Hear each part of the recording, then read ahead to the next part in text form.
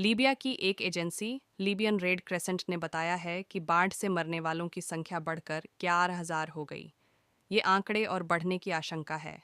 अधिकारियों का कहना है कि करीब 30,000 लोग बेघर हो गए हैं। बाढ़ की आधिकारिक जांच कराए जाने की मांग भी देश में बढ़ रही है। लीबिया के कई लोगों का कहना है कि खराब रखरखाव और ढांचागत खामियों की वजह से भी ये घटना इतनी भयावह हो गई। वहीं यूएन ने देश के अलर्ट सिस्टम की भी निंदा की है। यूएन का कहना है कि अगर समय से अलर्ट जारी किया गया होता तो बड़ी संख्या में लोगों की जानें बचाई जा सकती थी।